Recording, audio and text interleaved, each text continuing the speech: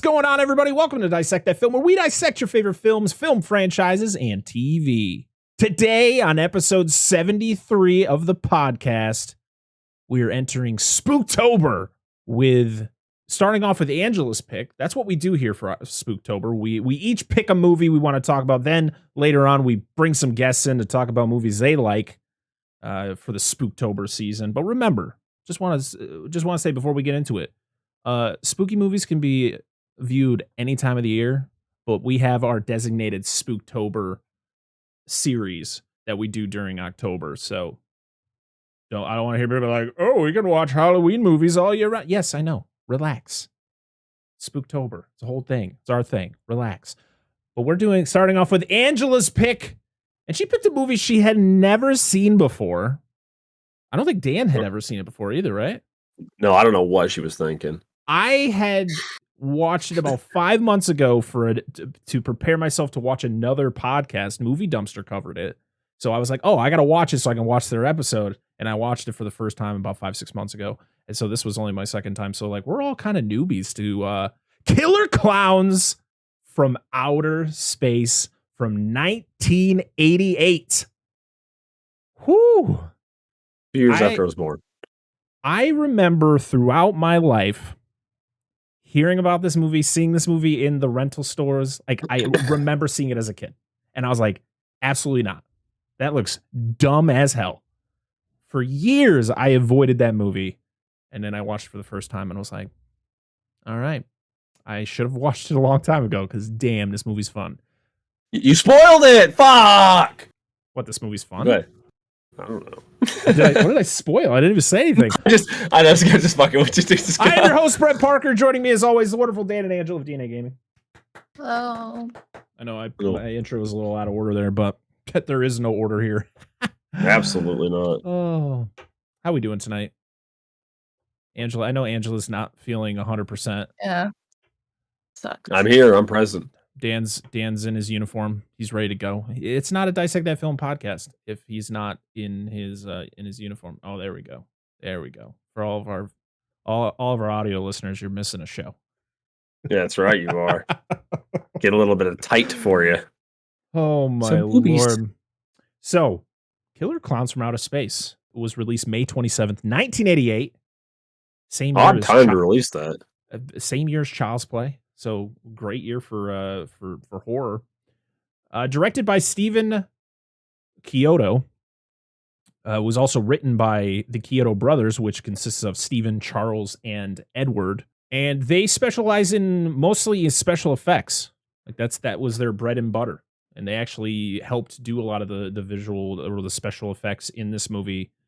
But the stuff that they've done in the past and stuff that's been very recent, they worked on the Critters franchise, like all of them. Oh, really? Yep.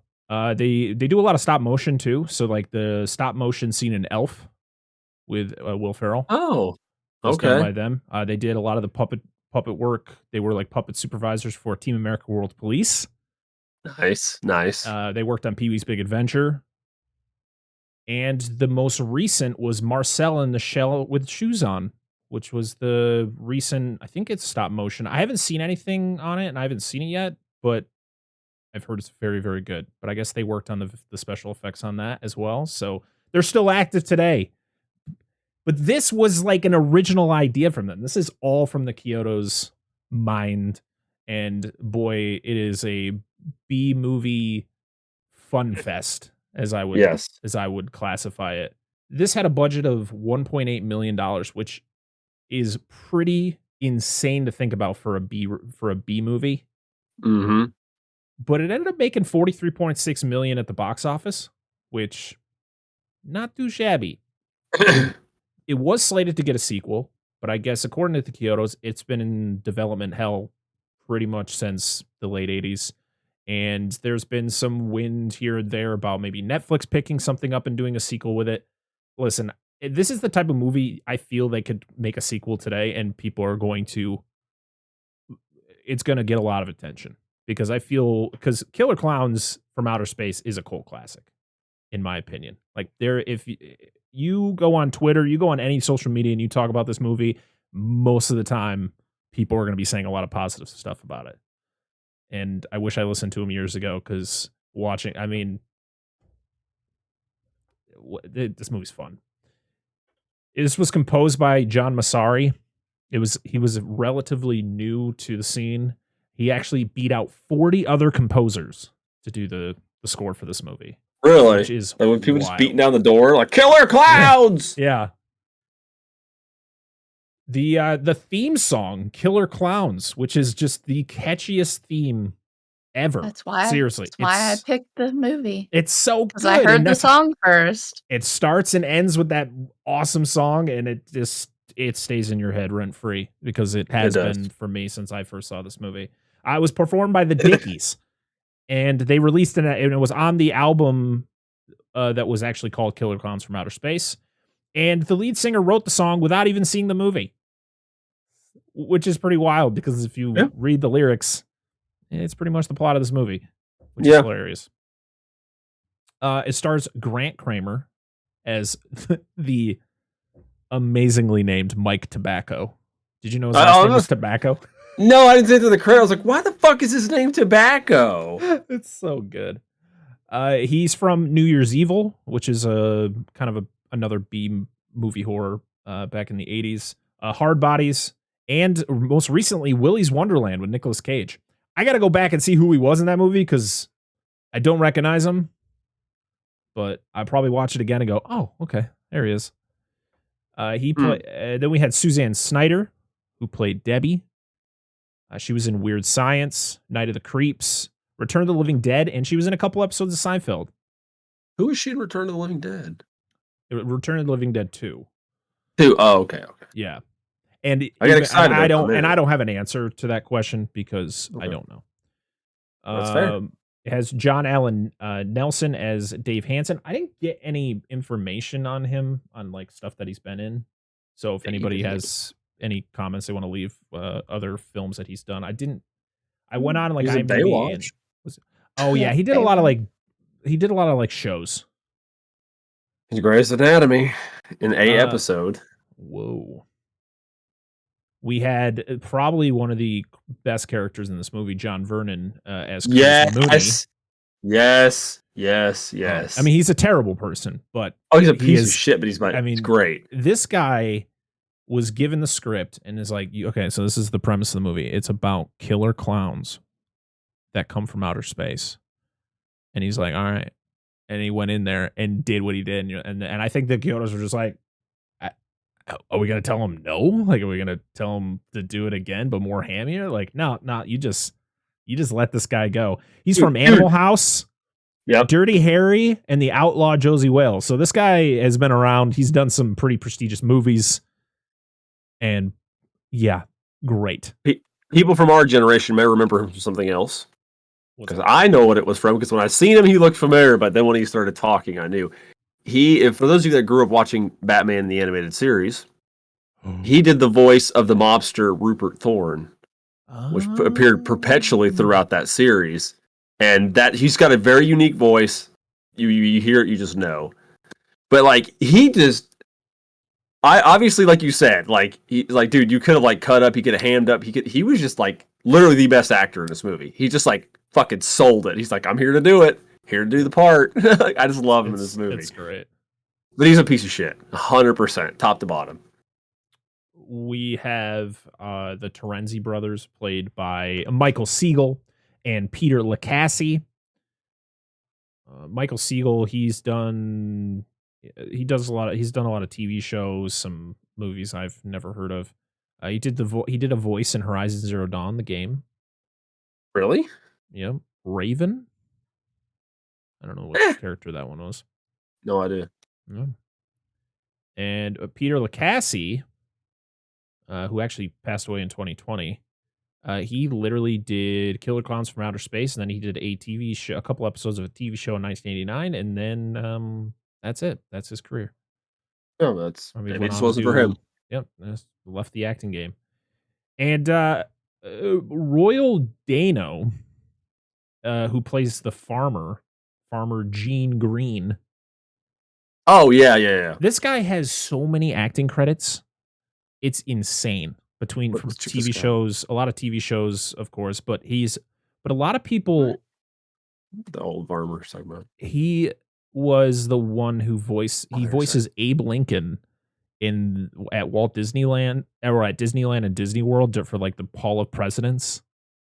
He is Really? he's been the voice of Abe Lincoln since whenever that opened up in, I think Disneyland opened in 1967. Really? Yeah, That's kind of nuts. pretty crazy. That's pretty nuts, dude. That's a long career. Holy God, he wasn't everything. And I love that this person is credited because he literally shows up in a split-second scene, but I need to shout him out because he's somebody that I used to watch on Comedy Central a lot. Christopher Titus. He's a comedian. Oh! He was his character's name was Bob McReed, but he was the guy who had the grocery bag with the glasses, who walks in front of Mooney in the beginning of the movie. Yeah. Oh, And yeah, he yeah. him because he's drinking a beer out of the bag. Well, yeah, because I made fun of that because I was like, oh, it just says beer on the can. But yeah, I remember as a teenager watching Comedy Central, and he was always, he was a big time comedian. I haven't heard much from him today, but yeah. No, I haven't either, but I know exactly. I remember it when he was all over the place. Yeah. So now that we got all that information out of the way, let's go around the room and talk about what we thought of Killer Clowns from Outer Space. And we definitely got to start with the one who picked it, Angela. Start us off. I really enjoyed it. I didn't think I was going to, just from watching the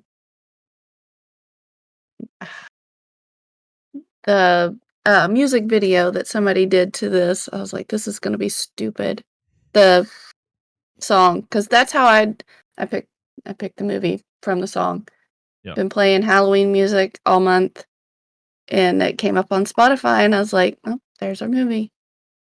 And I really enjoyed it. I enjoyed the clowns themselves. They were very well done. They look good. I like that they didn't talk. Right. They had their own little language. Their own language. I thought it was really good. Just watch it. I would definitely watch it again. It was a good movie. My dad always talked about this. Like, my dad always told me about this. I was like, Dad, you and your shit ass movies, which is, it's kind of hypocritical coming from me because he's the guy I watch most of my movies with, and I grew up watching shit ass movies. I just knew about it. I'd never seen it. Like, my dad talked about it, and I was like, whatever. I don't care. And then I realized it kind of had like a fan following, and then they announced the game recently. Yes, I did want that they're working on about that, which is dope. I won't go into it then, but I just want to mention it. Yeah, I mean, it was a great pick on her end. I wasn't sure what to think. It could be one of those. I don't know if it was gonna be like one of those cult classics. Everybody's like, "Oh, it's so good!" Like, Repo the Genetic Opera, and you watch it, and you're just like, I've never seen that movie, and to be honest, I have zero interest to see that movie. Please don't. You want to watch a movie that has Repo in it? That's actually pretty decent. Watch Repo Men with Jude Law and Forrest Whitaker. I can't fucking talk. I need to see it. I've heard. Yeah, it's good. I've heard good stuff about him. But anyway, yeah, it was very good. I mean, it's like good, enjoyable. Like, obviously, it's not a great movie, quote unquote, but it's fun. It's entertaining. You can tell the people who made it had a hell of a time. The kills are ridiculous. It's slapstick humor, like in kills, like you think. However, the best kill for me in the movie, we'll talk about when we get there, is actually, I don't think it's slapstick. I thought it was really well done and not really much, very little blood in the kill. It's a good bad movie. It is a very good bad movie. Yes, I would say this is definitely what the epitome of a cult classic. Yeah, here's the thing. I don't even know if I really want to call this a bad movie. Like it. Well, they went out and this was their vision. They knew what they were making. It wasn't like they were going out to they even said it themselves. I watched some behind the scenes stuff. And they were like, yeah, we weren't out there trying to make like a masterpiece. We had a funny ass idea. We went out there and did what we did, and and I think what you see on screen is exactly what they were looking for. And I don't mean like, I meant like the general opinion of a bad movie. Yeah. Like generally would be considered a bad movie. Because I don't agree with that, because there's tons of quote unquote low budget films or lower budget pictures that I think are great. That I enjoy watching them a lot. And obviously I knew that I mean, that was their point. It wasn't like a shitty movie that just comes off as being funny. It's intentionally, like you said, supposed to be slapstick. Yeah. I have no idea this movie's PG-13. I didn't either. Like I really was like, didn't. I thought it was like, R-rated. What? Like, I understand like going for that extra, younger audience, but this seems like a movie that should just be an R-rated movie. Yeah. Is that I think it was when I watched it yesterday for the second time, my son asked, he's like, "Oh, can I watch it?" And I was like, "Oh, let me just look." Because like, I don't care if it's rated R. Just if it's got like a crap ton of nudity, that's when I'm like, okay, maybe not. Yeah. But like, blood and gore. It's were no fake. They all know. Yeah, there were no tater tots. It's fine. So anyway, the effects. The effects were fantastic. Like, they were so good. Like, for the budget of this film, they were really good. I had one complaint. The chase scene at the very end. There's a scene in that. I think it went on just a little bit too long, but other than that, it's fine. I think this is a very watchable movie. Where they go through the tunnel with the balloons. I just felt like they were just like padding out this chase scene. Just a little bit, not a lot. Just a little bit. That's like the only criticism I feel. And then that like the main characters are just whatever. Like, I don't hate them, but they're just whatever. But the sheriff, whatever his name is, I like him a lot because I like his other work. And he's like, again, he just came in and he just fucking acted this shit. He's like, this is the role I'm doing. I was like, yes. And he's just so extra. Like, he's just... It's so great, dude. Like, the interactions he has with every character in this movie, you're just like, oh my God, this guy is the fucking worst. It's so good. I hate him. He's a bad character, but I love him. Not bad, but he's a bad person in the movie. But I just love him because I love the actor. My other favorite... Cheerios. Yeah, literally. And the Trenzi brothers. Those guys are awesome. Like, they're just so ridiculous. But they're just they every time they were on screen doing whatever the hell they were doing. Like, when you first see them up on the end of the world, which is I think what they call the top of that mountain. And the ice cream song. She loved that. She's like, I gotta write this down. She's like, nah, this is way too many words. I'm not gonna remember this. It was so fucking good. She rewinded the movie. She rewinded the movie to rewound it for me. Yeah, she's like, I need to hear it again. I was like, hang on. The top of the world. That's what it is. Yeah, there's so much charm in this fucking movie. You should, very much watch it. It's so funny. Here it is. Go ahead. Here it is. I'm Jojo the ice cream clown. We'll give you a stick. You'll give it a lick. And it'll tickle you all the way down. Ice cream, we bought our goodies here to you. A tasty treat for while you screw. Let's take a break. Cool off those hot lips with our frozen fruity bars. Icy, wicey, fudgy, wudgy bars, and everyone's frozen delight. The lick-a-stick. Fucking it's great. It's great. A tasty treat for while you screw. Yeah, it's so good. I was like, did they seriously say that? Like, I was like, what the fuck? And I was like, this is great. I wonder if like I can't remember who the creator of Twisted Metal is, but if they looked at it for like Sweet Tooth, they're like, yes. Remember the ice cream truck from Killer Clowns? Well, that's the thing. It's like it could be because they took the ice cream truck and then they just take kind of a more evil design for the clown, which is Sweet They could have. I wonder if that was an inspiration for the character. I'll have to look it up at a different time. But yeah, this movie is just, it's one of those movies you could literally, I think you could just put on anytime, put it on the background, and you're just gonna have a good time. It's dumb fun. Oh yeah. I mean, just from based on the title, you know what you're getting into. Yeah, you really do. Yeah, if you were expecting something else, that's your problem. Yeah. The funniest thing though about these movies is like they have this whacked out premise, but then they always add this like kind of serious situation, like the fact that you have I'm blanking on names here. What's the Debbie and Mike? Oh shit, Debbie and Mike. It was Mike Tobacco. You got to remember Mike Tobacco. Yeah.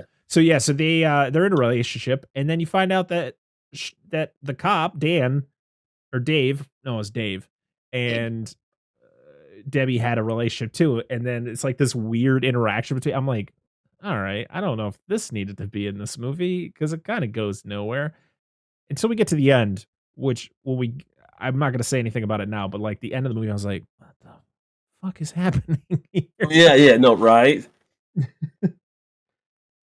I was waiting. I was waiting because when you find out that they were together, and I felt bad for the guy in the back seat. In the back seat, like what is happening here?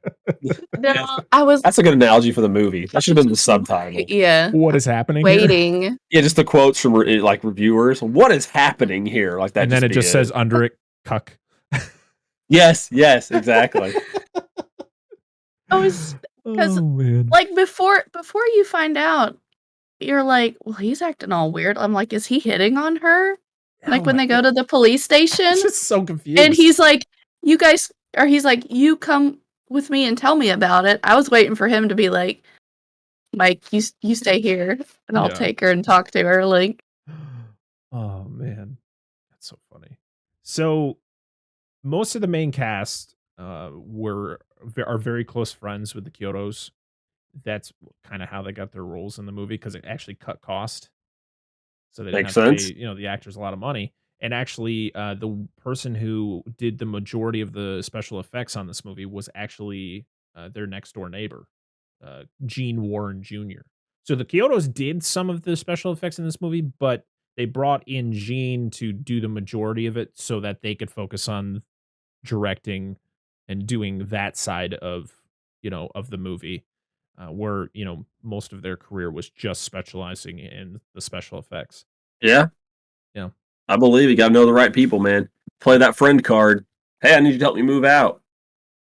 Hey, I need you to help me make special effects for a $2 million movie. Hey, I need you to be in my movie. Yeah, exactly. Yeah. Apparently, a lot of the visual effects were created by the filmmakers. So, the designs and everything were all from them, but like Gene did a lot of the actual, creation of it, which is pretty cool. Needs more silly straws though, crazy straws. Oh yes, awesome. God. Do we have anything before we jump into this plot? No, I think we should talk about it. We need to it's a movie, so you got to talk about. We just got to talk about. Before we do, I gotta christen the start of Spooktober for this channel. 2 years. This is our second year for Spooktober, but we gotta christen it as I open this Sam Adams Jacko Pumpkin Ale. What a fitting beer for Spooktober, as I'm the only one here who likes beer. I'll be the only one drinking it. I would try it. Every beer I've tried tastes like awful. That's just me. I'd only be able to buy a single can though, just in case. Oh yes, there's a Wilhelm Scream in this movie too.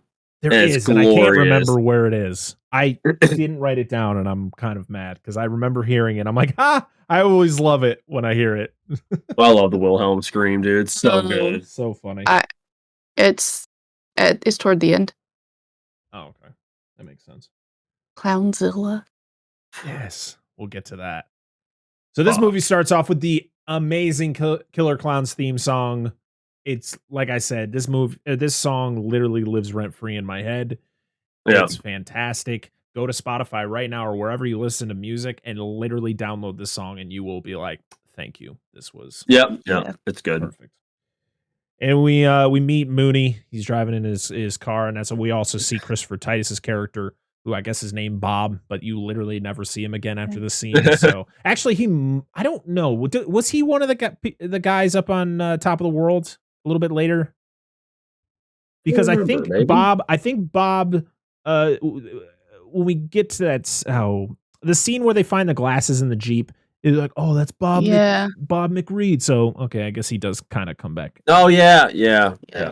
Yes, we meet Mooney, who is just the most miserable freaking guy you will ever see in a movie. Like, this dude is just like hates life in every shape and form. Yep. We go up to the top of the world where it's just a makeout session. just everybody's making out with their significant others, and we meet Mike and Debbie, who are just hanging out in the back of their station wagon, and they're laying in a freaking, is this a raft? Yeah. It is! Raft. I was like, how is that comfortable? The bottom's not usually padded. It's like a tarp. It's like fucking on a tent. Like, how is that good? That can't be comfortable, because literally, like, you're just feeling the floor of the vehicle. How would you know? I'm just saying, like, okay, a tarp. All right, let me tell you something. If I'm going to work on a car outside, I'm like, oh, this is a rocky ground. Allow me to throw a tarp out. It's not going to protect me. You're still going to get stabbed by a rock. And I'm sure the reinforcing grooves in the fucking rear of that wagon don't feel great. Whoever's on the bottom is not having a good time, all right? Just let you know. No. It's probably Mike, by the way. Just saying. Carry on. So as everything's going on, the Trenzi Brothers show up, and they're the goofy slapstick guys here who drive an ice cream truck. They got the awesome song that Angela recited for us before. It's hilarious. And everybody's just like, shut the fuck up. Shut up. Get out of here. And then it shows inside the car where their dates, I guess, like come out of the back just eating ice cream and popsicles. And you're like, okay. And they're like, I thought you promised, what did they say? Like, I thought you promised us all the ice cream we could eat or something like that. Something about ice cream. Yeah. And she's like, I need you to take me home. I'm like, this whole conversation seems very confusing. Why is she so mad? He literally said you could have whatever you want back there. And what? Because she probably figured, oh, you brought us to the top of the world. What do you think is going to happen? I don't think so. I just wanted ice cream. It's like, he just wanted to give you some of his. I mean, I don't see the problem here. I mean, you can eat it while you're eating it. That's true. Eat his popsicle. Finger cuffs, bro. Finger cuffs. You have two hands, right? You have two hands, right? For one popsicle and two popsicle. Oh, okay. That's where we're going. Don't try to fucking get out of this. Or popsicle meat stick, whatever works. That's right. I love Mike this entire scene where the Torenzis are doing their thing, and he's just like, he's got the biggest, goofiest smile on. He's like, oh, the Torenzis are so funny. Yeah, he says, it just like my friends from school. My best friends. I'm like, why are dude, did you drop some LSD before this whole scene happened? Well, shit, he was fixing to get some ass, but you know, these fuckheads come and ruin it. To be honest, by the look on his face, he didn't care. He was having a great time watching the Torenzis drive their ice cream truck around, but everybody hates him. So they tell him to leave. He and Debbie, you know, they're trying to get some stuff on there, and then they see something fly over, and they're like, oh, what is that? Let's go see. And he's like, well, okay. we then meet the old man, old farmer Gene Green or whatever the heck this dude's name is, and his dog. Where's my Pooh? Overacted Winnie the Pooh. fuck. He literally, this dog is named Winnie the Pooh. Where's my Pooh Bear? I don't think it was public domain at the time, so how did you get away with this, Kyotos? Dude, this dude like just overacted the fuck out. Good my God!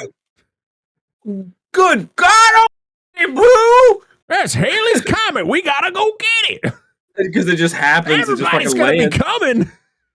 Yeah, it just like hit. Like, how would you not feel that hit the ground? If it was a comet, dude, what the fuck? Oh, so yeah, he goes. He gets his. He gets. Is he? Yeah, he gets a shovel. Does he have a shovel? Yeah.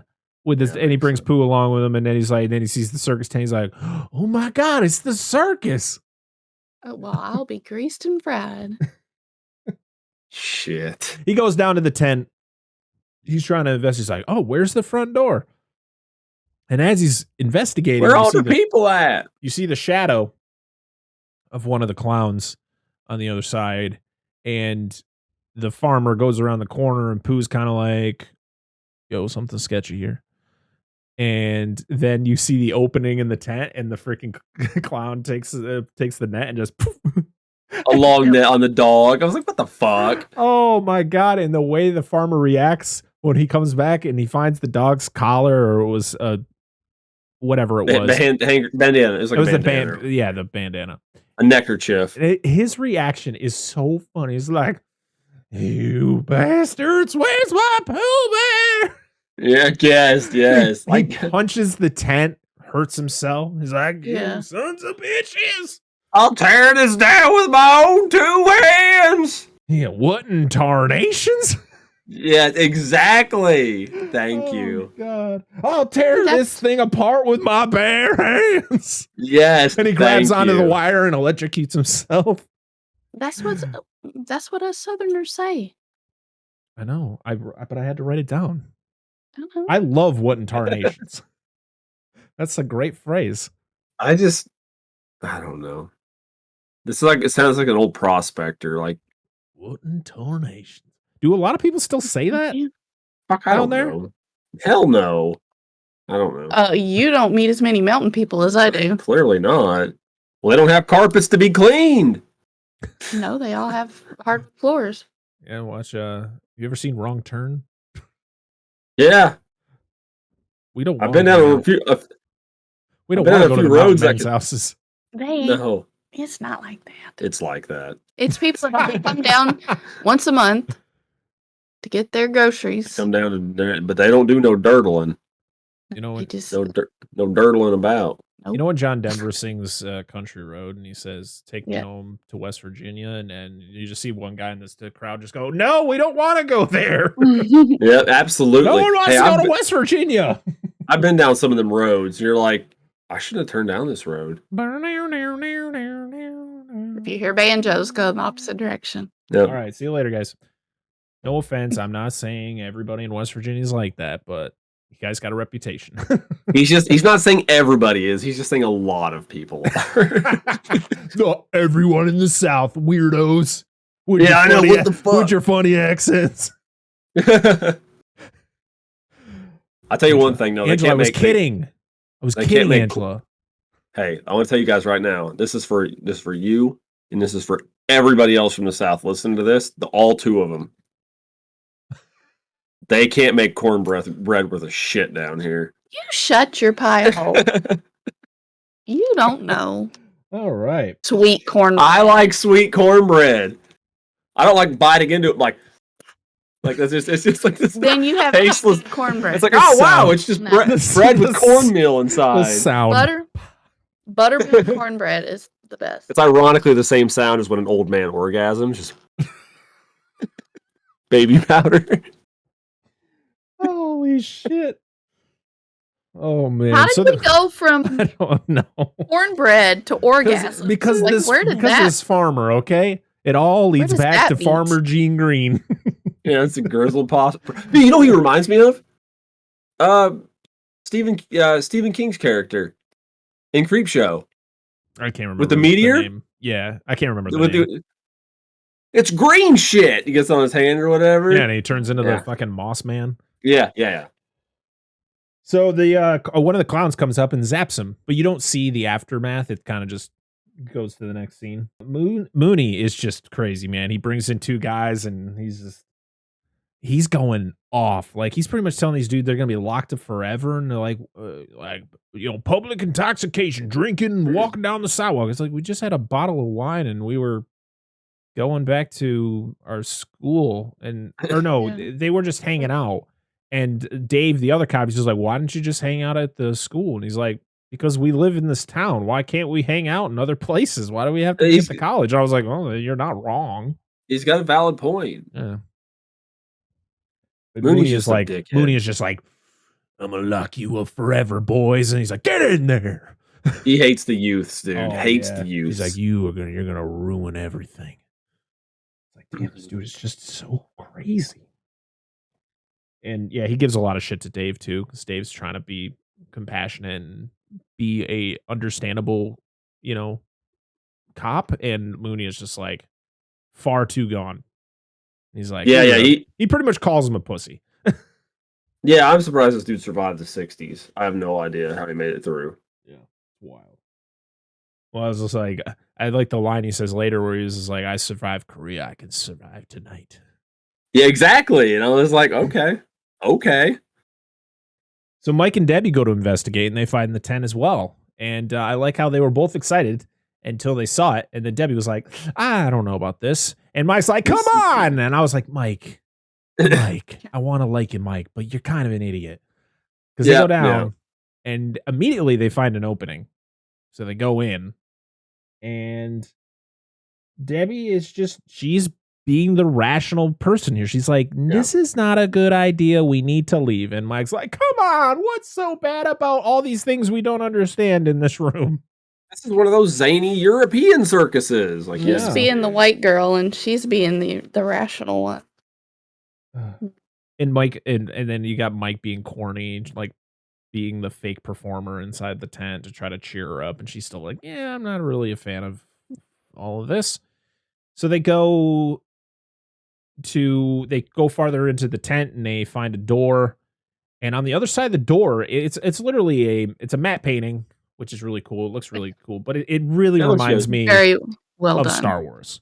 It's literally it's like the same shot of Luke and Leia coming out, and it's like that big pit. Yeah, they opened the door and the bridge didn't go across or whatever. Yeah. So they find the cotton candy storage room, and they're like, oh, come on, is this cotton candy? I mean, come on. I mean, what's wrong with that? And she's like, you don't hang cotton candy like that. What do you don't store it like that? Yeah. He's like, they're European. It's fine. I was like, Mike, stop. What is wrong with you? You were right, dude. Now I think of it earlier about him being so excited about the fucking Doofus brothers showing up in their ice cream truck. Yeah, he's like way too happy. Like he's way too into this. And maybe he just likes ice cream. Well, who doesn't? But I would rather, probably get some leg than I would ice cream. I mean, between the two. Just saying. Maybe he doesn't want hers. He wouldn't be there if he didn't want hers. And as they're...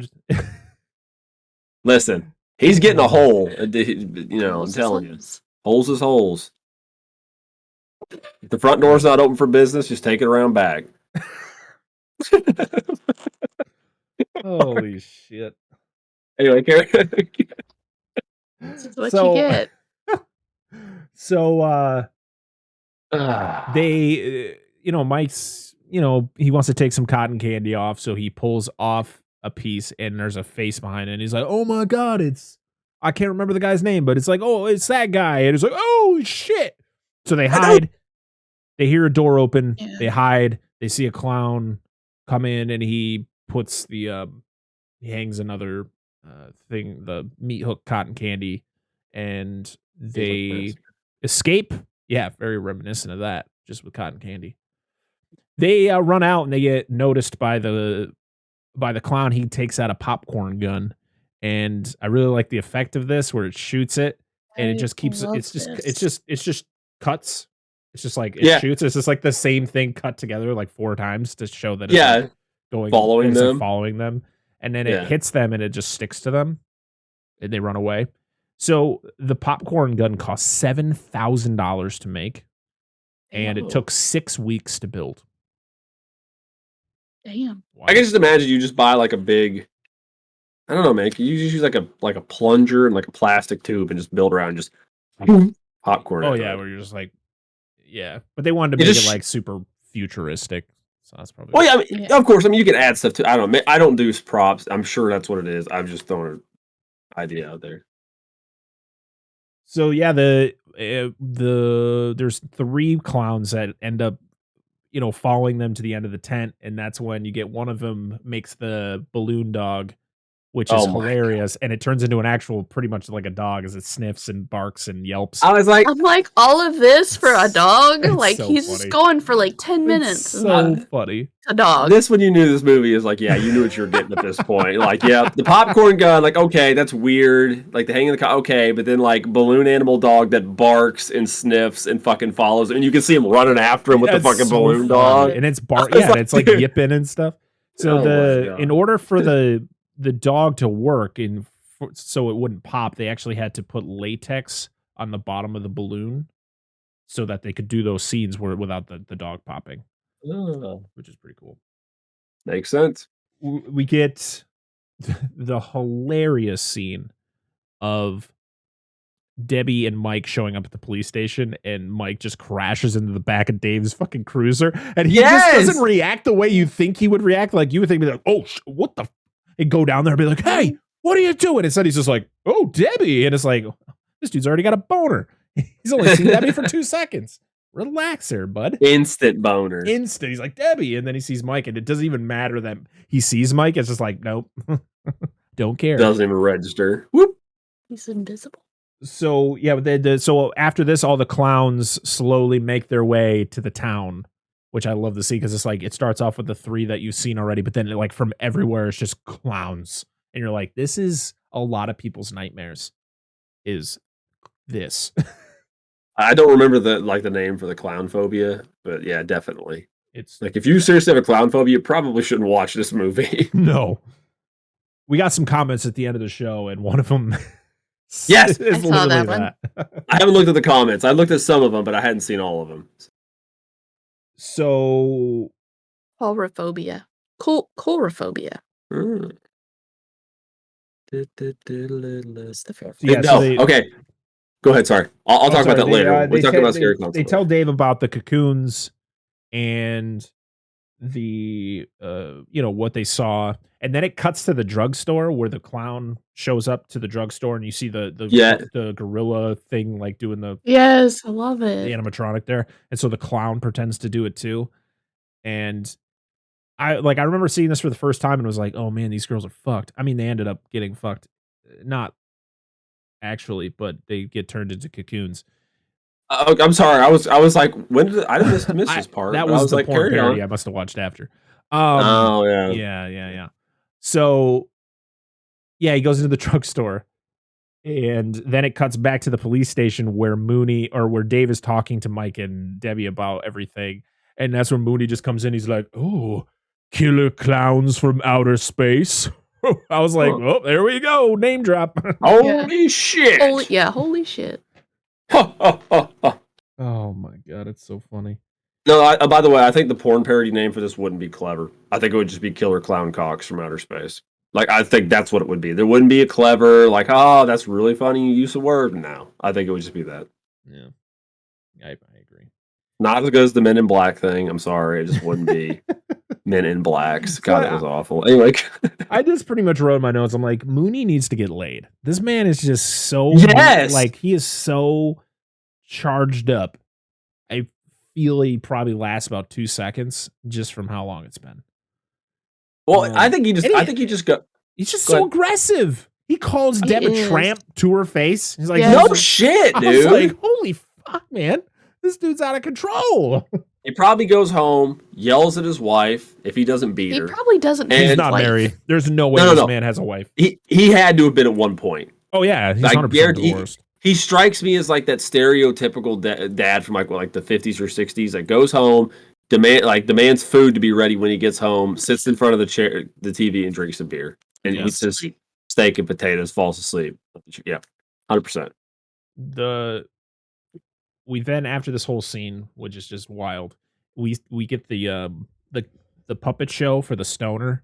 This dude's stoned, god, which is so like it's so literally it's literally a nameless character. He just comes up and he's just such a goober. His face the entire as he's time. watching this puppet show. He's just like, and then he's like, huh? And he's like, oh, and I was like, he literally says no words, and he ends up getting attacked by the clown. It's just dumb sound effect is all he does. Yeah,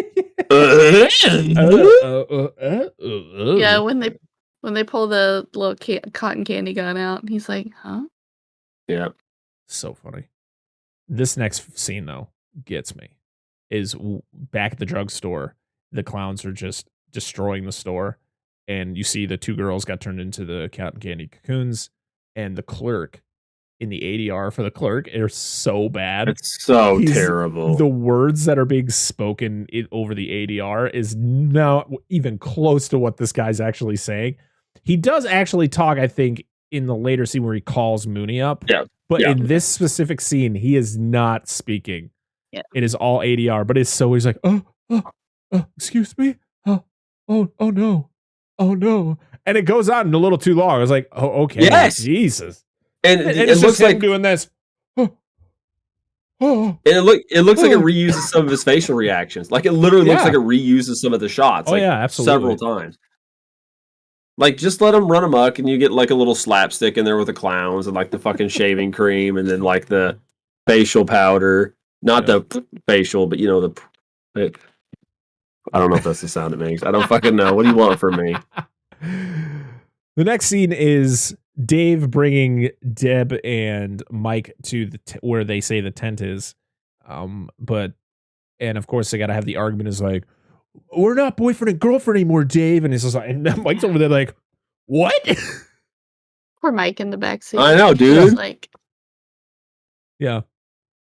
And Born to be cucked. Yep. Born with a shitty last name. And he's like, Deb, we got to take you home. You're not going to be a part of this. And she's like, what? But I'm an adult. Why can't I be part of this? And he's like, you're going home. I'm going to take Mike with me. I got some things I need to talk to him about. I'm like, and Mike's just, and I love the reaction. Mike's like, fuck. Yeah, I was like, oh, I'm don't fucked. Don't I'm leave me so alone out. with him, Deb. yeah. He's scary. This is when we get the clown showing up to the woman's house. I think this is the closest you get to boobs. You do see a slight nipple under the some like nightgown, some transparency. Yeah. Yeah. And because I remember watching the when I watched Movie Dumpster's video on this, they show that clip and they did have to fuzz it out. I was like, okay, so there was. All right. Well, I figured, oh my God. Joel and Sean probably had a fucking heyday. Like, I wish I could strive to the peak of like awkward / perverse random comments that Sean makes. I can't live that high in the mountain. Listen, I thought we That's had brilliant. our comments, but man, No, dude, not even they're on fucking another level. close. They're on another Dude, level. it's like I'm so pedestrian compared. You have to call him. You have to call him right. It's not Joe. It's Joe Lascola. It's Joel, isn't it, or is it Joe? No, it's Joe. It's Joe. Fuck. Sorry, Joe. You gotta say it correctly. Dan, sorry. I know your name. Yeah. I know his name. I'm sorry. I just always think like I'm telling you, it sounds like a drink or what did I say? Like some kind of like virus or something. What did I say? It was his name? Joel Lascola. Like if you say it all together, not You as have to say it all together. I can't wait to tell them that they need to listen to this episode because we go on a tangent. This is not the first time I've talked about his name. Like it just throws me. No offense to the guy. I'm not shitting on you. Can't pick and choose your name because like So listen, But you gotta get it correct. Well, I understand that. I'm just saying. I was trying to compliment both of them for being. Me and Perk know his name. You apparently need to learn it. The linguistic skills are far superior. I'm going. So they drop Deb off at her house, and Mike and Dave leave. We go back to the drugstore where it's the same shit over again. and this is when he calls up Mooney and explains to him what's going on. He's like, "Oh, clowns? What are you trying to pull on me?" And he's like, "No, seriously, there's clowns destroying my place." Yep. He's like, "Yeah, nice try." What are those two brothers called in this movie? The Trenzis. Yeah, he's like, the Torenzi's got the whole damn town in on it. Yeah. They Dave and Mike get to the tent. That's not there anymore. But there's a giant hole. But Dave nobody questions the hole. No. And Dave immediately just arrests Mike. Mike, whoa. You're under arrest. He's like, what the fuck are you talking about? Clearly something was there. There's a huge hole there. Yeah, nobody finds it suspicious. Like, we're just doing like overnight strip mining. Yeah. So the clown that we see next, the one on the bike, is this clown's name Jojo? Because I swear they call it that, but then the Torenzis call their ice cream thing Jojo. But I think it's a biker that calls it the clown Jojo. I didn't know they even had names. So when Paul is doing the ice cream jingle thing, he says, "I'm Jojo the ice cream clown." Yeah, at the beginning. Yeah. I didn't realize they even had names. They just have like different So exaggerated physical features. They do have names, but they're never actually spoken Yeah. in the film. Let me see if I can find them real quick. I know like hardcore fans are gonna be angry with us. Clowns can't say their names. No. But I think I do find it kind of cool that they can mimic. Oh yeah, like yeah. Really? Really, IMDb? Your trivia's not gonna have the names of the clowns? Thanks. Yeah. It says Tricycle Clown. So 12 different people played the clowns. Clown performer, that's all you get. Oh, except for Clownzilla. That's the one that has. So yeah, we get the biker clown going up to the biker gang. He's got his little tricycle, which is hilarious. And you get the very exaggerated scene with the freaking dude who's like, hey there, little, because I think he comes up to him and goes, hey there, little Jojo, can I ride your bike? And then he picks up the bike and he breaks it. And he's like, oh, sorry, I broke it. Yeah. Should have let him ride his bike. Fucking yokels. Oh, God, that's perfect. And yeah, he, Joe, the little guy starts to fake cry. And then he pops up and he's got boxing gloves on. He's going to fight him. And he's like, what are you going to do there, little Jojo? You going to knock my block off? And then he punches him once and knocks his head into the garbage. And and everybody's like, what the fuck? Just yep. Get out of here. So good. He asked for it. Yeah, it's great.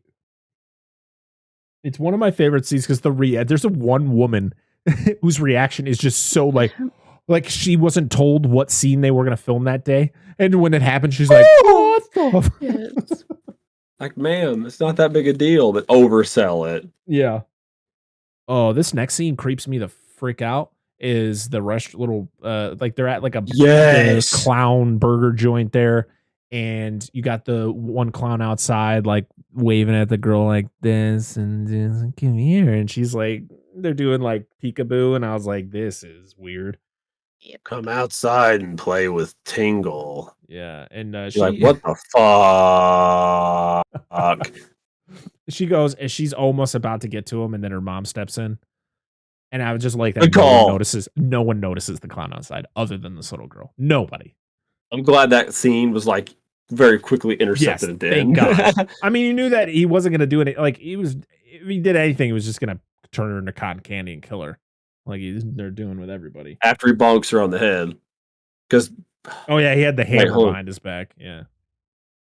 Papa Pal Mitch. Hey, Papa Pal Clem. What's my favorite kind of horse? A bonk on the head. No, Clydesdale. Nope. A bonk on the head.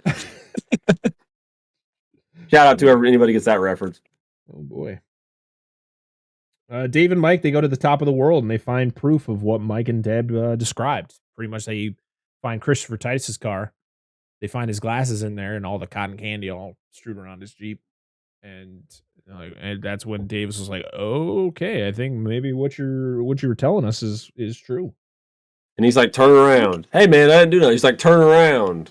Yeah, he takes off his handcuffs. And I was like, it's not what he really wanted to do. But all right.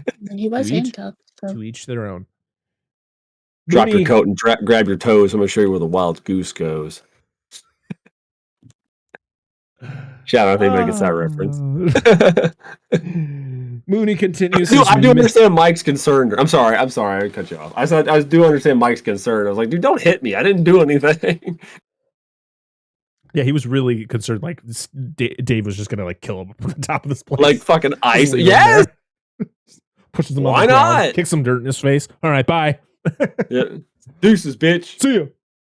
Mooney continues his miserable existence. He keeps getting calls about clowns. I love it. He gets like 4 or 5 calls about clowns. He's just like, all right, yeah, I'll be right there, and just hangs up on all of them. Then he just takes out a bottle of liquor, pours himself a cup. He's like, and that's where he says the line, I survived Korea. I can survive tonight. This bullshit. Yeah, it's. I love how he just gives up. He just stops taking phone calls. He's just like, fuck it.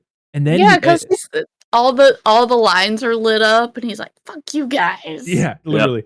Yep. And one of the lines he says, which is like a holy shit, is he goes, "Rich bastard kids, I kill them all." I was like, yes. Oh my god. Dude, he is like is unhinged. he has to be having some severe PTSD.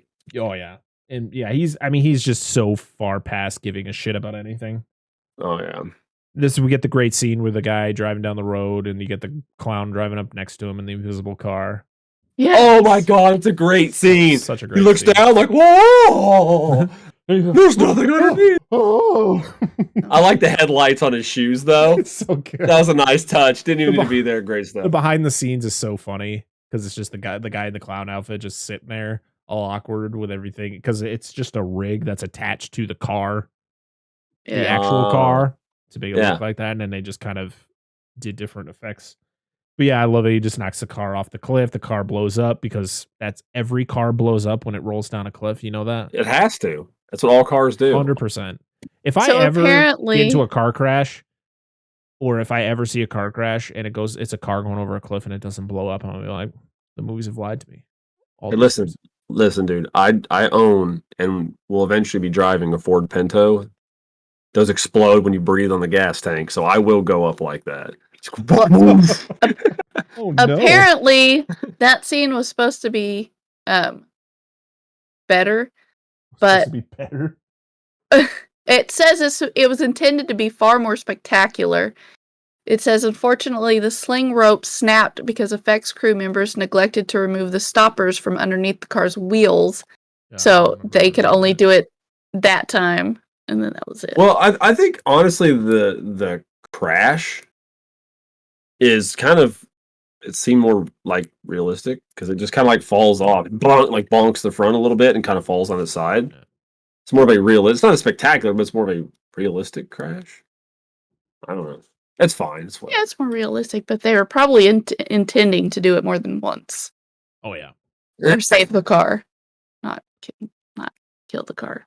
Okay.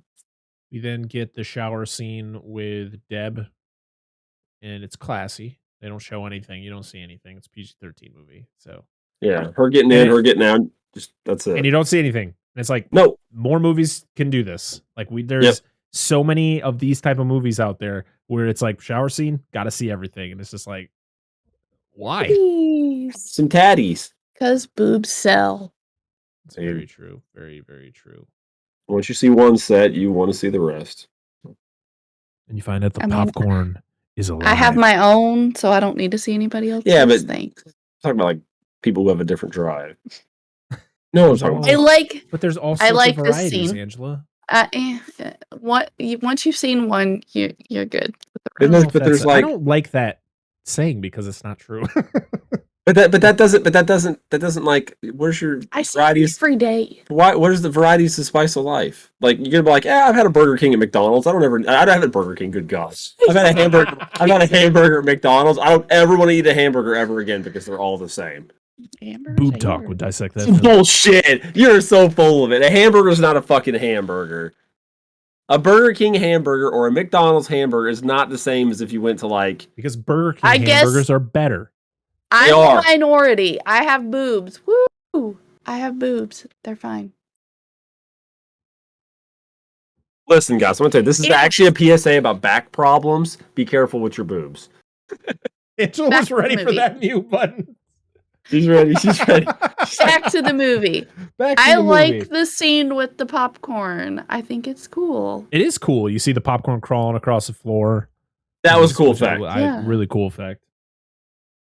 I've seen it one time. I don't ever need to see it again, so it's fine. Yeah, but we then see we're behind that burger joint, and a clown goes up and he sprinkles some popcorn into the dumpster, and then you got the guy who works there coming out with the garbage, and he throws the garbage away, and then he walks away, and he can hear the like little sounds coming from him. He's like, "Ooh, I wonder what that is," and then sticks half his body in there, and then gets grabbed. And who does that? It's a dumpster, dude. Like if I hear something in a dumpster, I'm like, I'm going inside. I don't need to go face to face with a raccoon or something. Yep, more than likely. Wow, dude, that's a curious sound, and I'm white enough to make the situation dangerous for my well-being. Everybody else is like, nope. At this point, what's her name? The girl. Deb. That she's the least white person in this whole thing. Yeah, because she's actually the fucking smart one. Like, she doesn't want to go after it. She wants to go direction. Yeah, that's true. That's true. So Dave is cold. Same person. He's very cold towards Mike because of the fact that he's with Deb, but then he's just like, hey man, I'm sorry. I don't mean to be like that. It's just, I still kind of care for him. He's just like, and Mike's just kind of like, don't really care, dude. Yep. We get one of the tall clowns performs a shadow puppet show. I love this scene where he's doing a great show, scene. and you got all the people at the bus stop like, oh my god, yay! I love this. Woo! And that's when Mike and Dave show up, and they're just like, he's like, there it is, shoot it. He's like, stop, I gotta see something first. And that's when the clown notices they're there, and so it turns the clown or the shadow puppet into a dinosaur that just eats everybody, and he's like, oh my god. I like how Mike's just like advocating for like the irrational discrimination, just gun down all clowns, all at sight. God. That man's not an alien, he's a street performer. Fuck him, he's got face makeup. I mean, I want that clown. My shadow puppets never looked that good. I couldn't do an elephant. I just love it shows its hands, and it's just these fat sausage fingers doing nothing. They have 4 fingers. Yeah, that's all they have is 4 fingers. Fucking Looney Tunes style. I like how Mike like takes control, like he fucking takes the steering wheel and tries to steer the cop car into the clown, and the clown just disappears. He's like, I'm gonna ice this prick. Don't do it, Mike. And they're like fighting over the wheel. Yeah. Why would you do that? I was trying to hit him. So Dave and Mike show back up to the police station. And Mooney... Oh, no. Dave calls into Mooney and tells him about everything. And he's just like, yeah, you're a fucking idiot. You think I've been literally sitting here listening to crazy people tell me about clowns all day? I don't believe a single word you're telling me. And Dave's like, whatever, man. So Mike's like, hey, I'm going to go... He sees the Torenzis coming out of a alleyway with their ice cream truck, and just shit's going on.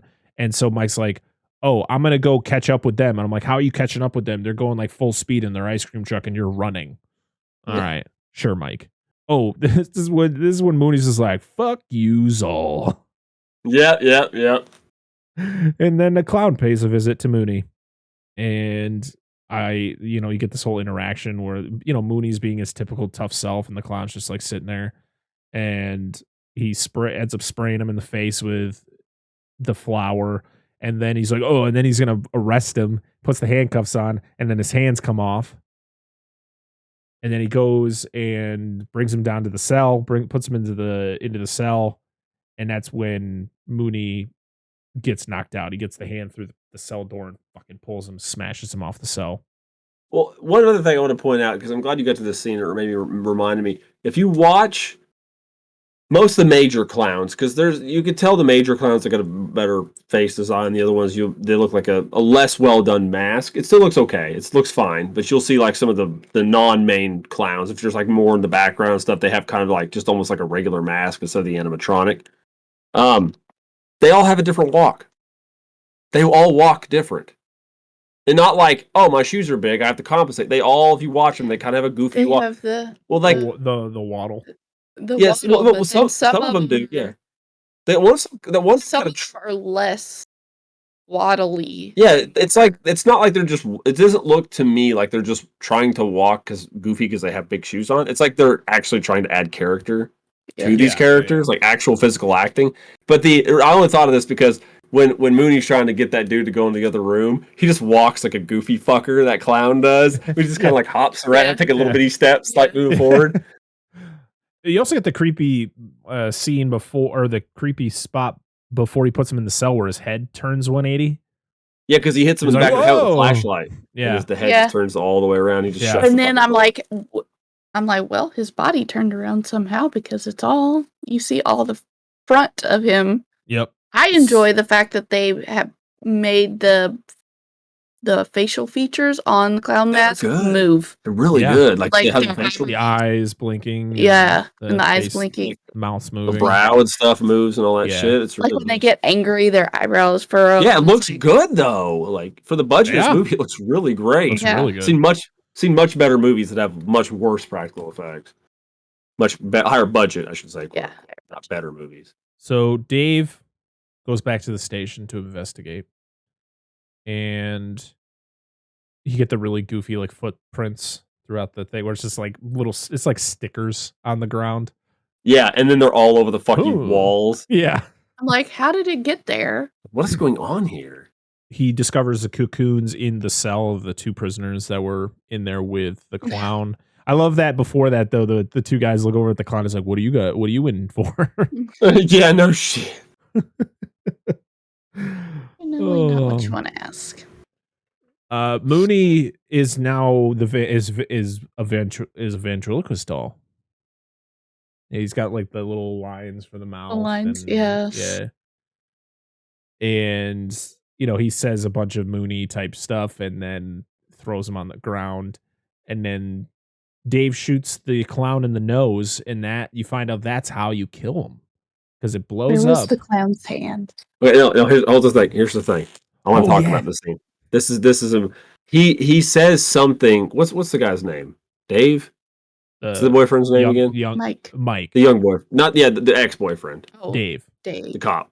Because he says he says something. He says, "Don't worry, Dave. We're just gonna kill you or something." Yeah. We just want to kill you. We just want to kill you. Yeah, and then you hear the clown pull his hand out. Yeah, But and then and also when it from falls his back, or I don't think it's in movie poop shoot. Like I don't think it's in there. I mean, that's where the hand goes. I don't think there's no pooper stickings. Doesn't, but what's doesn't going the on? clown also do this, like to like Yeah, get he the does. shit off of his hand? I think he like literally had it like in his back, like on his like spinal column or whatever. Yeah, he just pulls it out and just like whips his hand. It just has, you can see some blood. It's my favorite kill in this movie. It's like hands down. It's subtle and I think it's well done. So when a clown dies, when you shoot it in the nose and it spins, the effect they did was it was like a cylinder that they attached green like glass to, and then they'd spin it really fast. That was the effect of it, like disintegrating or whatever really cool. Was. Yeah. Whenever a clown dies, an angel gets its wings. I was like, did they seriously shoot it in the nose to kill it? I'm like, yep. I was like, I mean, at this point, why would you? This movie's fucking ridiculous. I mean, like, at what point, like, there's no going too far in this movie at all. So Mike and the Trenzis, they run into the clowns collecting all the cocoons. This was after Mike persuades them into helping because at first they're like, no, things are going down. I don't want to be a part of this. But then he tells them that Deb has roommates. Big boobs. With big boobs. Yes. And so they're like, well, I'm in. I guess we're in. But yeah, they see the clowns going through the town picking up all the cocoons. You got the one guy who's literally hiding under a car. He's like, fuck me. And then he finally gets taken out. Deb finally gets out of the shower. She's been in the shower for like an hour and a half. Yeah, it's true. She ends up fighting a clown serpent that comes out of the goddamn toilet. Kind of like ghoulies. Yeah. Yeah.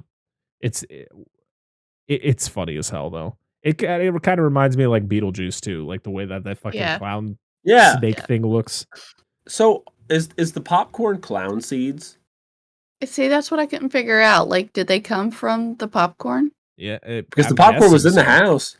Because there's no other payoff for it except the guy dies in a dumpster. You don't see other than they put the popcorn. I'm assuming that's where the clowns come from. Yeah, like the lady clown like oviposits popcorn seeds, and you cook it, and then the male clown butters it, and that's where you get clown babies. And that is health class for today, everybody. Absolutely. It's like a spermatophore. Biology. It's like a spermatophore. So she fights off the Flavo Rich. Oh Lord. 3,000 calories worth of butter in 3 pumps. That's all it takes. Sometimes you just need 3 pumps to get it all out. All right. We're talking about popcorn, right? Synthetic. I don't know what you're talking about anymore, Dan. Hey, I will tell you. At this point, it's the Geico commercial. What are we talking about? Yes, I will. I want to say this though. FYI, this part I'm about to say, not before, but this part is 100% legit. If you go to a movie theater, if they're still around in the next 6 months, If you go to movie theaters, that is actually serious. If you go to a movie theater, the popcorn butter topping they put on there is the nastiest shit in the fucking world. I used to manage a movie theater. There's so many calories in that shit. I've literally seen somebody put 3,000 to 4,000 calories worth of butter onto their popcorn before. Oh, you talking about the pump Yes. butter that you put on after? Yeah. That buttery top, it's nasty as fuck. The label's terrifying. I never saw the necessity of it because they butter the popcorn enough as it is. Yeah, because they put you're supposed to put the oil, the oil button, and then you put. No, I know the oil button. They might know the oil button, but I. And then you put butter salt is what you put in it. That's what they put in it. They put the butter salt and the oil, and then they let it cook, and you could add more. That is legit movie theater. I mean, it's fucking butter. Knowledge. Why do you want to make your popcorn greasy? Yeah, and it all pools at the bottom, and I've seen the people do layers. Listen, I know. I've had to do layers for people. Listen, I used to get like extra butter popcorn, like the microwavable stuff, and then I would eat the popcorn, and then I would tear the bag into pieces and lick off all the butter on the bag. I used to do that when I I'm was a quitting kid. the podcast. I'm out. I used to do that when I was a kid. It's been a good ride. This has gone too far. Or I would take the popcorn and I would scrape the inside of the bag. Oh, I didn't scrape it. I literally just put it in my mouth, sucked on it until there was nothing left. Then just bag. I did. I'm sorry. The only reason I stopped was because my wife pretty much was like, I will stop buying popcorn if you don't stop doing this. At least it's not like I'm going to fucking leave you. It's not like that far. It's like I'm going to give you papers. There's stages. I'm going to complain to you. Then I take away the popcorn. Then it's divorce. Listen, she knew. She saw it for the first time when we first started dating. So that's when shit used to be freaky. See, I stopped that before we got together. He looks up like shit. She's in the room. Just kidding. Go ahead. Sorry. Enough butter talk. I was just curious if. Seriously, do you think the popcorn is anybody watching this, listening to this? Is it clown babies? I think so. I think that's how those things were formed. Why not? They just blow their load all over people with the popcorn gun. So the clowns, they come for Deb. I like how they screw with her because she's like sitting outside the door, and then she hears Mike's voice. Yes, that was good. She's yeah, like, the mimicry you were talking about. She answers the door and it's the clowns, and they shoot her with they put her in a balloon. No, you missed the best parts where she goes to jump out the window and it's the cartoon fucking fire squad with the tiny little I was like Looney Tunes fucking shit right here. Yes. I was like, okay. Jump, man, we'll catch you. I love that. That's so good. But it's like they can't talk unless they mimic somebody else. Yeah. Which I think is really cool. Well, you could kind of make out a little bit what they're saying every once in a while. It's like, it's their gibberish, but they physically sounded like somebody else. And I think that's really cool. No, I dig that. I like it. It was a cool touch. So she gets captured, and Mike realizes that she's in the balloon. Yeah, Parker thinking, the wheels are going. He's thinking about popcorn baby. Popcorn babies. Oh, we then get the scene with the guy who gets hit with a lot of pies. Get the clowns that walk up to him at the... Speaking of a cream pie, carry on. So this cop is played by comedian Soupy Sales. Yes, I love Soupy Sales. Oh my God. So my mind was just connecting the dots. He was cast as the cop who dies from the pies, as he was known for getting pies in the face in his show, Lunch with Soupy Sales. Okay. Yeah. So listen, I got to tell you guys, this is where my mind went, right? So I'm afraid. I make the cream pie joke, right? So this is stage 1. Stage 2 is his last name Sales. Soupy Sales. Yep. Soupy Sales. So this is my point too. I'm like, okay, this is just building onto this. And then the third thing, he's a cop, security guard. And then I think I went to a party one time, and this one dude was trying to get with this one woman by watching a porn movie. And the name of the porn, I know it never works. The name of the porn was a weird way to get with them. The name of the porn was Cop Suckers. It was the best. Like one of the best porn names ever. And that's where I connected the dots. Oh my God. Carry on. But this kill was so wild. Like, it was ridiculous. Like, why? But again, it's no worse than any way anybody else died in this movie. Yeah.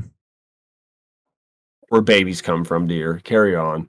Like, I don't know. I have 3. So Mike, Dave, and the brothers make it to the tent, to the new tent, and this tent is just full of fog. Someone turned the fucking fog machine down. All right, there's fog everywhere. Like, why is it like?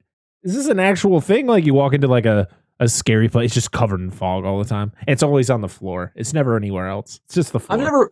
I've never really been to the circus. Is that a normal thing? Do they have fog machines at the circus? No, not really. I haven't been to I don't remember. I haven't been to the circus since I was like 7. Wait, is the circus still a thing? Yeah. Oh.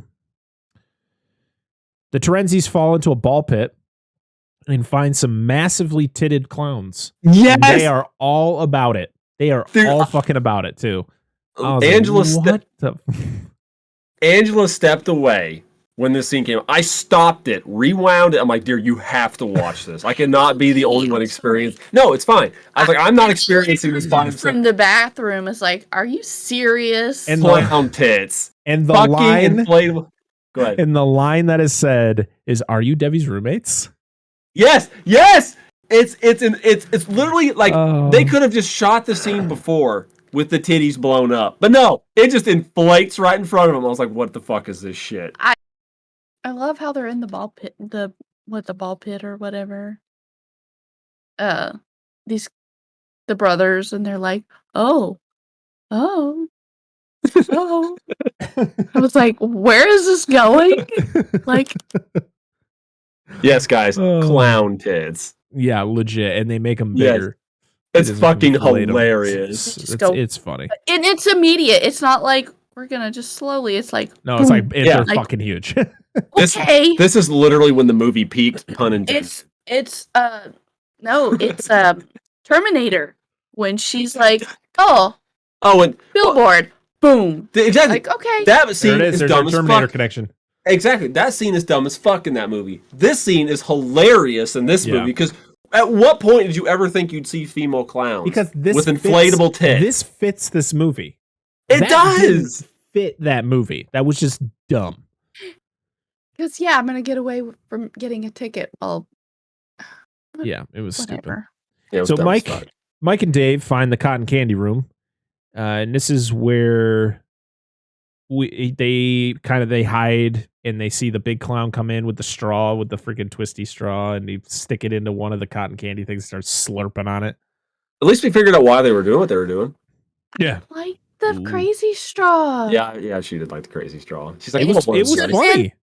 No, it should have been the one that they wear, like the glasses that goes around the eyes and then around the eye. They probably put that as an idea. It's like, it seems like a little too much.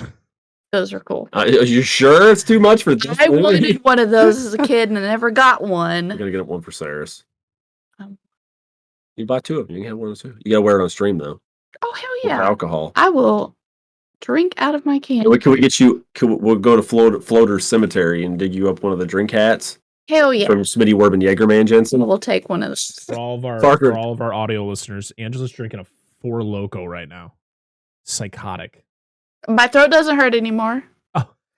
She doesn't even know where she's at. She got it. I feel great right now. Oh. She has better than cough syrup. Oh yeah, you guessed those NyQuil chicken. Oh, stop.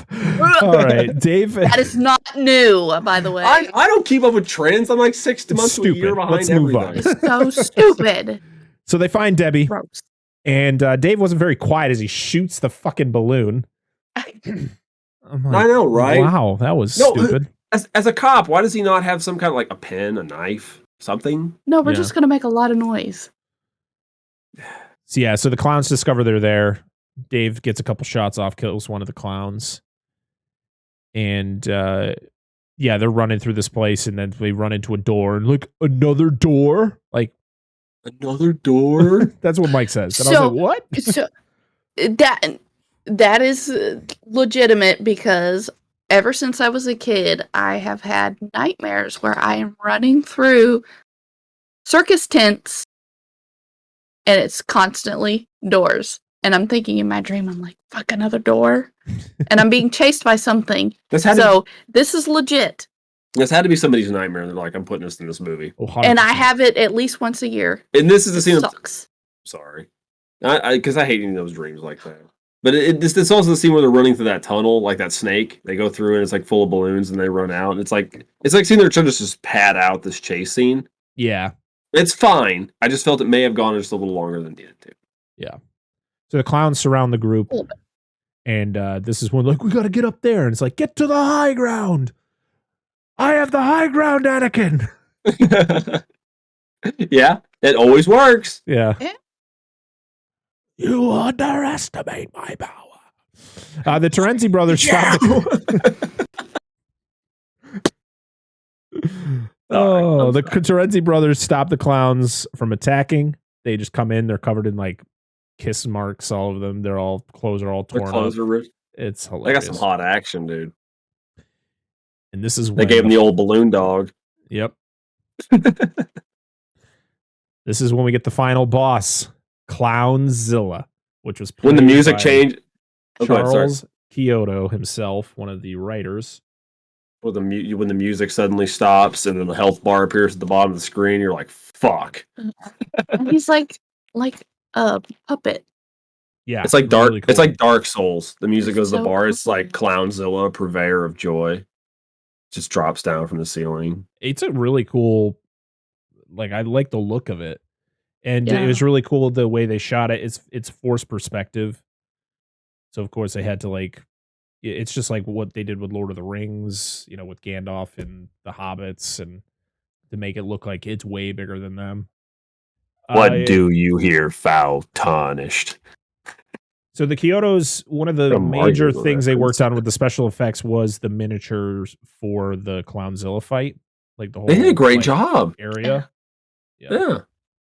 And then, but originally Clownzilla was supposed to be stop motion, but it was going to cost too much money. So they ended up just doing the suit. Yeah, I'm glad they didn't. Well, they also filmed it like a Godzilla movie. So that what they probably did is it was the same Kyoto, is that his name? Charles Kyoto is the one who played. Yeah, Charles Kyoto. What they probably did is when in the older Godzilla movies, and not all the movies, some of the movies, is what they would do is the actor would do the scene briskly, like quickly, and they would actually play it back at a reduced speed to like simulate mass, like a large mass. You would shoot it at a lower frame rate, and then you would speed it up, and it would make it slow motion. But whenever maybe I think it was the opposite, because like if you want to make something fast, you would do it and you would shoot it in a lower frame rate, and then. I learned that from Wishbone. Yeah, well, because if you've ever watched behind the scenes of the old Godzilla movies, like especially ones where Godzilla lumbers, whatever, the actor portraying Godzilla is always moving very quickly through the scenes. Yeah, and it's just when they play it back and reduce. He's moving normally, but they got to make it look like he's a giant monster lumbering. Yeah, so they slow it down when they play it. Yeah, exactly. It looks that's how they simulate the size, and I thought that was cool that they did that in this movie. And if I apologize to anybody who is yelling at me right now, who's saying I'm not pronouncing their last, I swear I've heard it be called Kyoto. It could be Kyoto or Chioto. I've been saying Kyoto this whole episode, so I apologize to anybody if they're like, that's not how you say it. Just yell at me in the comments. Tomato. Dave fights with the giant so that Deb and Mike can escape. And I love it shows the hand grab Dave, and then it cuts to the front of Clownzilla, and he's just holding a doll. He's just absolutely. It's not a person. It's hilarious. I was like, is that a Ken doll in his hand? Absolutely. So the ship goes to take off. The tent is the ship, so it like starts to spin around really fast to go up, and you're like, no, Dave, wait, don't go anywhere. And all the state police finally show up, like all the extra backup, they finally show up to see what's going on. And I guess by popping the Clownzilla's nose and destroying him, which he pops his nose with his badge, which it destroys everybody. It just destroys the entire clown species on the ship. The ship blows up, and somehow Dave survives. They have a hive mind. It's like Phantom Menace style. Yeah. Dave and the Trenzi brothers survive because the Terenzis actually, their ice cream truck gets thrown across by Clownzilla and it blows up. And I don't remember so when they survive, How? That's what I was asking. No. I was like, They said they got out of it quickly. I was like, no, guys. They tell you it's Indiana Jones. They hid in the freezer with the ice cream. That's literally what they did. That's what they said. did. That is what they said. I know they said that, but I'm like, still makes no sense. Like, but I guess the refrigerator scene and the rest in Crystal Skull doesn't make any sense either. I was like, the rest of this movie makes sense. No, I meant the rest of this movie makes sense.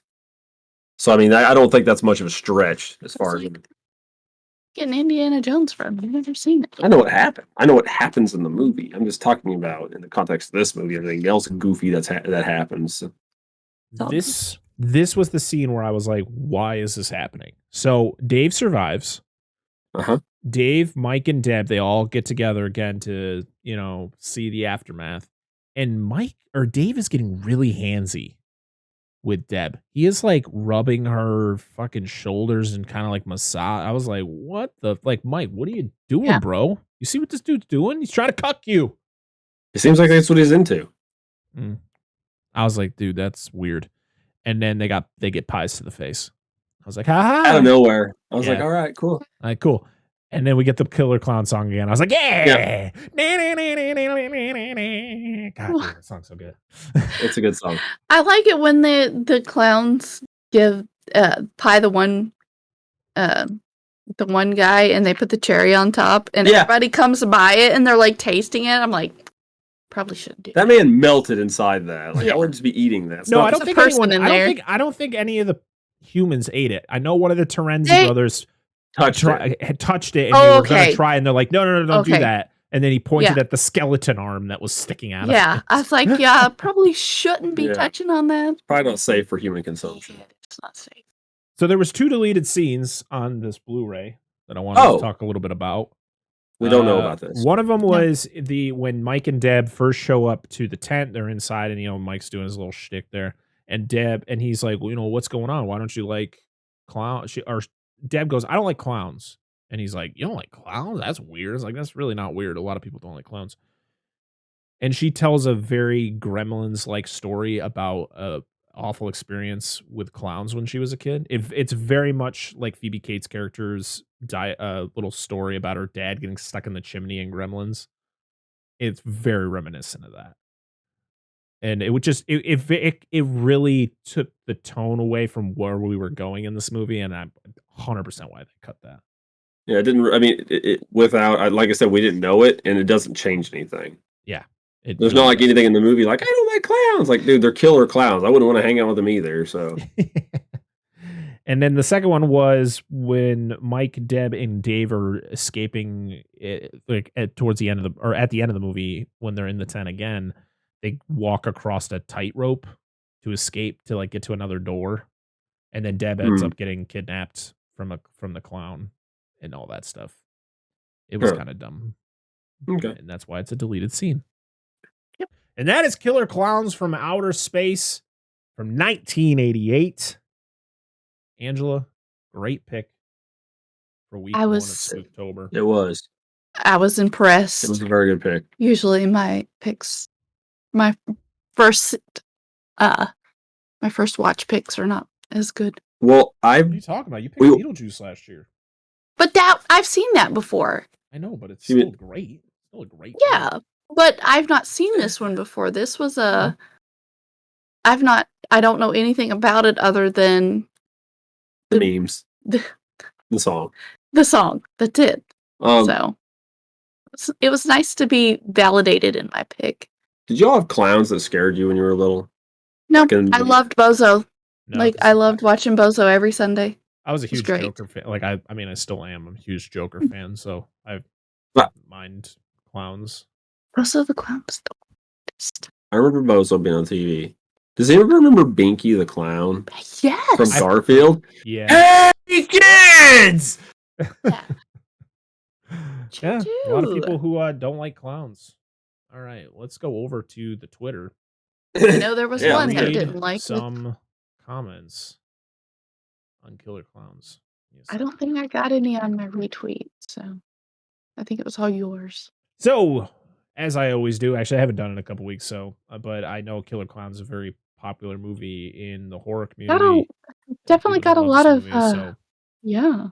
I asked what people thought of this movie, and we got 3 responses, which is great. So we're gonna start with "Give Me Back My Action/Horror Movies," who has commented on our stuff a couple times.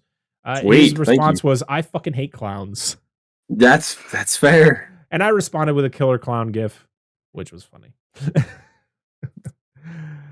Our next one is from one half of Movie Dumpster, Sean O'Rourke. Yes. Pizza, best B movie ever made. It's an all-time classic, and I gotta say it's great. I love it. It's very good movie. It's very good. And then our final comment is from eBunny06. They put, "Love this movie. Also did this for my podcast. Such a great time." So if you want to check out eBunny06 podcast, make sure to go to their account and click on their podcast to listen to their episode. Like we said, we did talk about Movie Dumpster's episode on Killer Clowns. I'll probably post a picture of that in the video form. I'll probably put it in the comments or in the description of this episode, because I want people to check out other episodes, talk about this great movie, and people who have more knowledge about this movie than we do. We're just here, just talking. We don't do as much research. Go if you want to listen to somebody who does a little bit more research on these type of movies.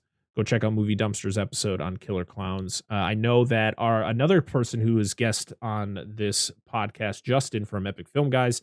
I don't know if they did an episode, but I know he was on an episode of a podcast called Brain Rot, where he talked about Killer Clowns. So go check those out. I'm going to put those links to those podcasts in the description.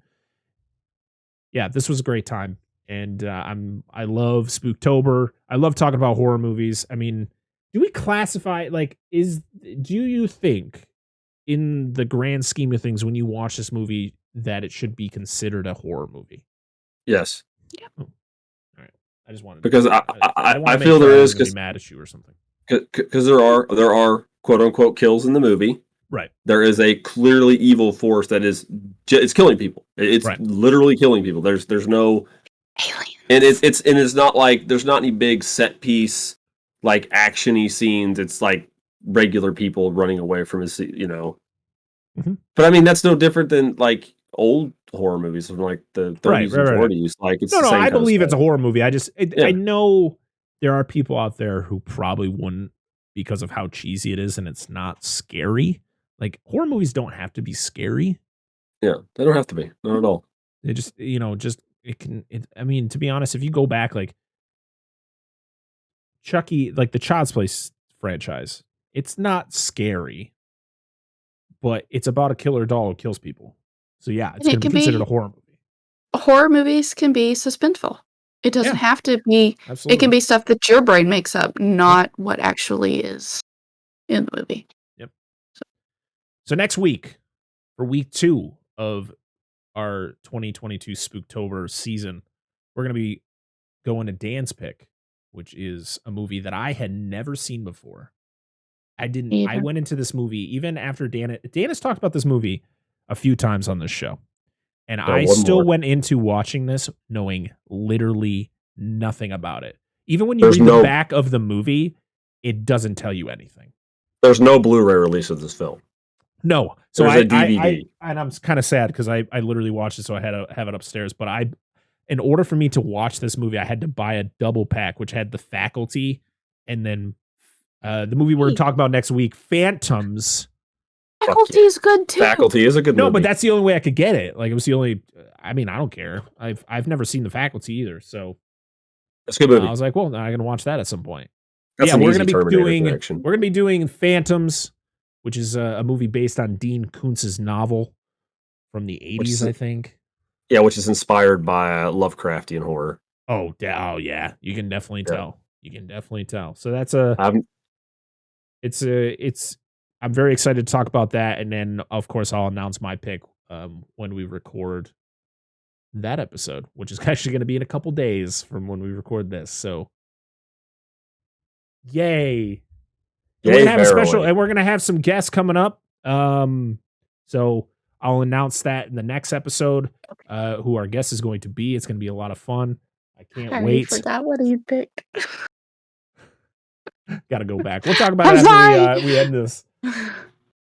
Thank you, everybody who listens to the show. Make sure you like, comment, and subscribe on the YouTube video. Make sure 100%. Hit that subscribe button. It's free. Remember that. If you listen to us on Apple Podcasts, make sure to leave us a rating and a review if you can. There's a lot of people who listen to us on Apple Podcasts, so just you don't have to type anything. Just literally hit that 5 stars. It helps us out, gets us noticed, and gets more people to listen to the show. If you listen to us on Good Pods as well, do the same thing. Good Pods is the way I listen to podcasts, and it's it's great. You can rate, review individual episodes, the whole show. It's fantastic. Make sure to, if you listen to us on Spotify, same thing. Just leave us a 5-star rating. The more ratings we actually get put on a list so that people actually will see our show. And or anywhere else you listen. And if you can rate and review us, please do. It really does help. We greatly appreciate all the support. As of this recording, we're over 6,000 downloads. Woo! Which is awesome. We've been seeing some great numbers. The end of September has been great, and looking forward to the end of the rest of this year because I love Spooktober and I love talking about movies like this. And then of course December is fun when we talk about cheesy Christmas movies. Yeah. But before I ramble on too long, and my all this phlegm decides to show up in my throat. Yeah, your voice is going out. Fuck. Jesus. You just I need that for Loco. That's all you need. Yeah, I think it makes everything numb. You don't even feel it. Well, okay. In your throat, not everything. Makes reality numb, so just don't stop talking now because right. I'm just gonna dig myself a hole. If you guys want to follow the show, we are Dissect That Film on all of the platforms: Instagram, Twitter, TikTok, and of course YouTube. Oh, we're on Facebook as well. If you want to follow DNA Gaming, they're down in the description. All their links. They stream on Twitch. I don't know their schedule right now because it's all over the place, just like everything else. It's fine. I think we even know it. I know what I'm saying. It's whatever. And just click on that Twitch link down there. Give them a follow. They have great streams over there. And if you want to follow me, just follow the show because that's where I primarily hang out. I do have another Twitter account, but I don't really care about that one as much. If you want to talk to me, just message me through Dissect That Film's Twitter, Instagram. You can email us at Dissect That Film for comments or anything. And that's all the ramblings I'm gonna do. Until next time, everybody. I am Brett Parker. That is Dan and Angela of DNA Gaming. We are Dissect That Film, and this has been the Dissect That Film podcast, episode 73. Have a wonderful day.